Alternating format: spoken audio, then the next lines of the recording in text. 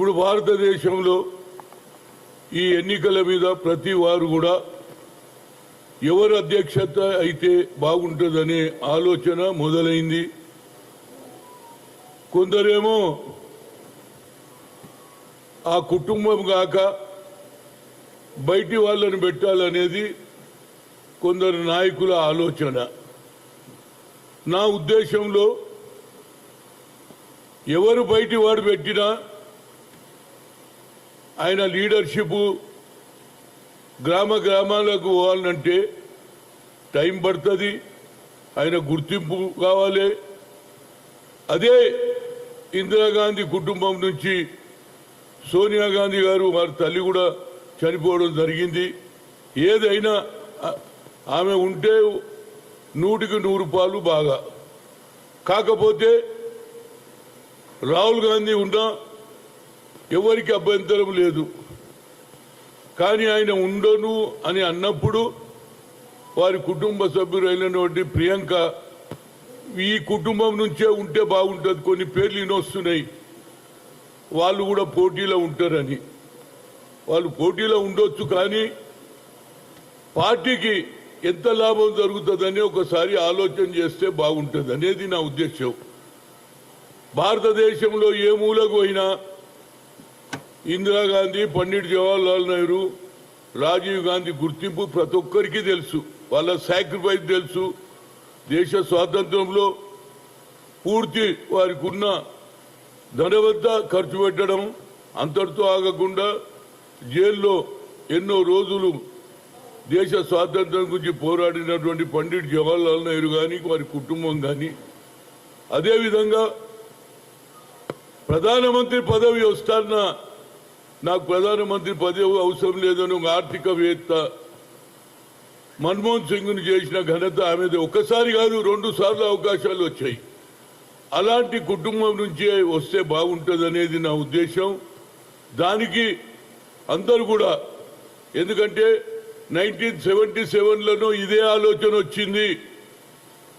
ఆనాడు ఉన్నటువంటి సీనియర్ నాయకులు ఒకటే చెప్పారు, సంజయ్ గాంధీ వల్ల ఈనాడు కాంగ్రెస్ పరిస్థితి ఇది వచ్చింది కనుక యూత్ కాంగ్రెస్నే బ్యాన్ చేయాలని ఆలోచన వస్తే మళ్ళా 77 తర్వాత 80లో అదే సంజయ్ గాంధీ, ఇందిరాగాంధీ కలిసి 350 సీట్లు రావడం జరిగింది. అప్ డౌన్స్ వస్తుంటాయి, అంతేగాని అప్ డౌన్స్ వచ్చినప్పుడు పార్టీ కష్టకాలంలో ఉన్నప్పుడు బయటికి వెళ్ళిపోవడం అనేది అది చాలా బాధాకరం. ఎవరు వెళ్ళినా అది ఆజాద్ కానీ ఇంకోరు కానీ నేను ఏమంటున్నంటే, ఆజాద్ గారు ఒక మాట చాలా బాగా మాట్లాడింది. ఆయన మెంబర్షిప్ జరగదు, కూర్చొని రాసుకుంటారు, దీనివల్ల పెద్ద నష్టం జరిగింది అని ఆయన చెప్పడం జరిగింది. అసలు ప్రైమరీ మెంబర్షిప్ కానటువంటి వాళ్ళు కూడా ఆయన అనుకోకుండా ఆ రోజులలో నేను పిసిసి అధ్యక్షుడిని, ఆ టైంలో మరి మెంబర్షిప్ డ్రైవ్ జరిగింది. కొందరు నాయకులు అన్నారు ఇందిరాగాంధీ ప్లీనరీ సెషన్ పెట్టలే, ఎలక్షన్ పెట్టలే, ఈ పివి నరసింహారావు తోటి అవుతుందా అని ఆలోచన చేసి వాళ్ళు మెంబర్షిప్ కూడా చేయలే. అదే నేను 5,80,000 మెంబర్షిప్ నేను చేయడం జరిగింది. ఆ రోజులో అబ్జర్వర్గా పంపించాలని, రాజేష్ పైలట్ను పంపించాలని ఆలోచన చేస్తే కొందరు మా రాష్ట్ర నాయకులు అట్లా కాదు, ఆయన బడుగు బలైన వర్గాలకి ఎక్కువ అవకాశం ఇస్తాడు, హనుమంతరావు బీసీ కాబట్టి ఆయనను పెట్టకుండా గులాం నబీ ఆజాద్ను పంపించారు. ఇవాళ గులాం నబీ ఆజాద్ గారు అన్ని బాగానే మాట్లాడుతున్నాడు.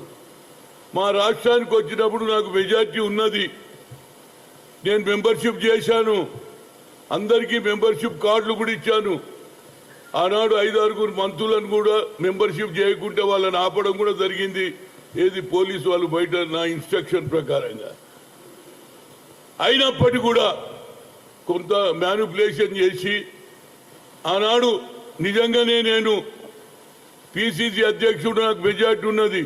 దూడంరాజు సత్యనారాయణ మాజీ ఎంపీ పట్టుబట్టి ఎట్లనన్నా ఎన్నికలు చేయాలంటే గులాం నబీ ఆజాద్ గారు ఎన్నికలు కాకుండా ఎవరైతే ప్రైమరీ మెంబర్షిప్ చేయని వాళ్ళని కూడా లోపలికి రానిచ్చి ఇదే ప్రకాశం హాల్లో ఆనాడు ఎన్నిక జరిగినుంటే ఈ ఆంధ్రప్రదేశ్లో మొట్టమొదటిసారి ఒక బీసీ ముఖ్యమంత్రి అయ్యే ఛాన్స్ ఉండే. అది పోయింది. ఇవాళ అందరు పెద్ద పెద్ద మాటలు మాట్లాడుతున్నారు.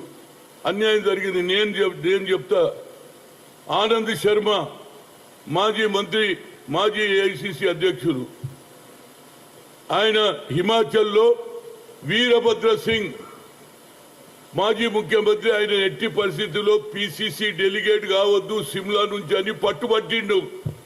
నేను అన్నాను అట్లా కుదరదని, నాకు ఒత్తిడి తెచ్చిండు. నేనన్నా అట్లా కాదండి, ఆయన all India youth Congress president ఉన్నాడు, ఆఖరు ఆయన సొంత సిమ్లా పుట్టినటువంటి ప్రాంతంలో పిసిసి డెలిగేట్ చేయొద్దు అనేది దీన్ని తప్పు ఆలోచన, దీనివల్ల పార్టీకి నష్టమవుతుందంటే కూడా లేదు చెయ్యాలన్నాడు అని ఆఖరుకు నా మీద కోర్టుకెళ్ళి ఆర్డర్ తెచ్చాడు. కోర్టుకెళ్ళి బెయిలీఫ్ తిరుగుతున్నాడు, ఎన్నిక జరగొద్దని చూశాడు. ఆయన బెయిలీఫ్ కు దొరకకుండా రాత్రంతా సిమ్లాలో తిరిగి 4 రాత్రికి పోయి ఎలక్షన్ పెట్టి ఆనంద్ శర్మను పిసిసి డెలిగేట్ చేశా. That is our culture. ఇవాళ మా గులాం నబీ ఆజాద్ అన్ని చెప్తా ఉన్నాడు. ఆయన నేను ఒకేసారి, ఆయన ఏఐసి సెక్రటరీ, నేను ఇక్కడ పిసిసి ప్రెసిడెంట్ గా అయ్యాను. ఆ తర్వాత ఆయన తర్వాత ఏది రామచందర్ రత్ తర్వాత ఈయన ప్రెసిడెంట్ అయ్యాడు. నేను అనేది ఏమిటంటే ఇవాళ అందరు నీతులు చెప్తారా బాబు? నీతులు చెప్పడం కాదు, మనకు అవకాశం వచ్చినప్పుడు ఒరిజినల్ కాంగ్రెస్ వాళ్ళకి ఎందుకు అన్యాయం చేసినా నేను అడుగుతున్నా. ఆనాడు నిజంగా నేను ఎన్నికలు జరిగినుంటే 1992లో ఏది తిరుపతిలో ప్లీనరీ సెషన్ జరిగే సమయంలో నాకు అవకాశం వచ్చేది. అదేవిధంగా ఫ్యూచర్లో నాకు ముఖ్యమంత్రి ఛాన్స్ వచ్చేది. ఒక బీసీ వాడు కానియకుండా చేసిన ఘనత ఇదే అని చెప్తా. ఇప్పుడు అన్ని చెప్తున్నాడు ఆయన, ఏది ఇట్లుండాలి, మెంబర్షిప్ బోకస్ మెంబర్షిప్ జరుగుతుంది, అందరు వెళ్ళిపోతున్నారు. ఇవన్నీ నువ్వు ఎన్ని లెటర్ రాసినా, ఎంతమందిని కించపరిచినా లెటర్లో ఆఖరుకు నా రిక్వెస్ట్ ఏంటంటే నువ్వు రాజీనామా చెయ్యకుంటే నీకు నిజంగా కూడా న్యాయం చేసిన వాడిని అవుతావు. ఇలా పార్టీ కష్టకాలంలో ఉన్నది, ఒక పక్క బీజేపీ రోజు పుంజుకుంటున్నది. అప్పుడు 3-3 ఎంపీలు ఉన్నటువంటి పార్టీలో బీజేపీ వాళ్ళు ఎవడన్నా బయటికి పోయినాడురా బాబు? అదే పట్టుదలతో ఉంటే ఇవాళ కాంగ్రెస్ పార్టీ ఇంకా బలమైతుండే. నీ సజెషన్స్, నాకు కూడా ఇక్కడ అన్యాయం జరుగుతుంది కానీ నేను పార్టీ ఇచ్చిపెట్టి బయటికి పోను, పార్టీలో ఉండే కొట్లాడతా. అదే నువ్వుకిన ఆ రోజులలో ఈ లెటర్ రాసేయడం కాదు, నీకు అవకాశం ఉన్నది. పిసిసిలో నువ్వు 1980 నుంచి ఇప్పటి వరకు నువ్వు కాలు కింద పెట్టలే. 2 సార్లు పార్లమెంట్ మెంబరు, 5 సార్లు రాజ్యసభ మెంబరు. నువ్వు అన్ని అనుభవించి ఇవాళ కష్టకాలంలో ఒక పక్క సోనియా గాంధీ, ఇంకొక పార్టీ ఆమె హెల్త్ బాగలేదు, అలాంటి సమయంలో నీవు పార్టీకి నష్టం చేసిన వాడు అని నా ఉద్దేశం. ఇప్పటికంటే నువ్వు రాజీనామా చేయక నీ సజెషన్స్ అంటే పార్టీలో ఉండి కొట్లాడాలరా బాబు. హాయ్ ఫ్రెండ్స్, మా టుడే టుమారో యూట్యూబ్ ఛానల్ చూస్తున్నందుకు చాలా థ్యాంక్స్. మరిన్ని లేటెస్ట్ వీడియోస్ కోసం వెంటనే సబ్స్క్రైబ్ చేయండి. అలాగే ఈ బెల్ ని కూడా రింగ్ చేసేయండి. మా నోటిఫికేషన్స్ అన్ని మీ మొబైల్లో వస్తాయి. అలాగే మా వీడియోస్ మీకు నచ్చితే లైక్ చేయండి, షేర్ చేయండి, నచ్చకపోతే కామెంట్ చేయండి.